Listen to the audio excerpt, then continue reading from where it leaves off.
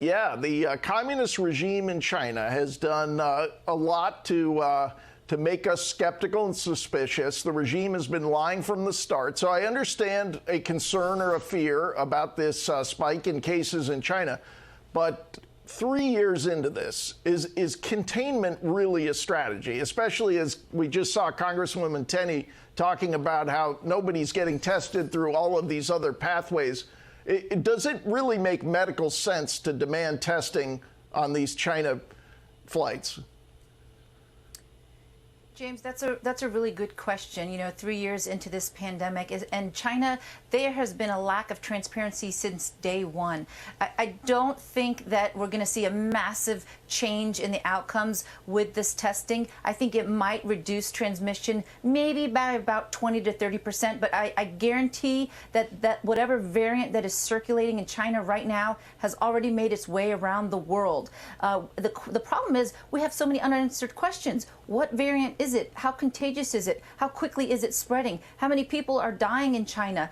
You know, they're hiding this information from us, but I do think we're probably going to get the answer soon out of Italy, because Italy has been testing passengers that have been arriving from China to Milan most recently.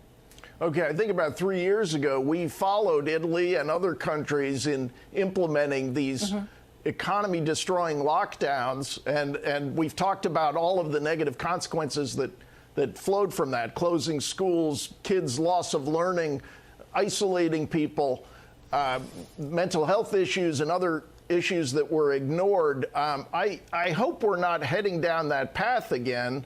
As you talk to people in the medical community, is there a sense that there would be more pushback now on public health experts saying we've got to reimpose all of these COVID rules? I don't think we should even consider any of these mandates. The lockdowns, the shutdowns, the school closures had such a severe detrimental impact on everyone, not just the children. Damaged our economy, increase in mental and emotional problems. It was really such a severe, tremendous impact. And I don't think we should ever even consider those mitigation measures again. They clearly did not work, especially when we look at the fact that over 1 million Americans have lost their lives. And just look at what's happening in China. The mitigation measures, in my opinion, are what's causing this uproar and this outbreak, because of low population immunity. I mean, zero COVID policy. So many the Chinese population didn't have the opportunity to be exposed because they were locked down because of the travel restrictions. So now, because they completely reversed their rules and regulations, everyone is being impacted all at once. And that's why the healthcare system is overwhelmed there. The ICUs are full. So clearly that did not work. I think it's perfectly fine for the CDC and health organizations to make their recommendations, especially if you are vulnerable, to wear your mask, get your booster. But at this point in the game, everything should be optional. Okay, sounds good. Yeah, along those lines, any advice for people, as we've learned to live with the virus here in the U.S., any advice for the average person as they're seeing this news out of China?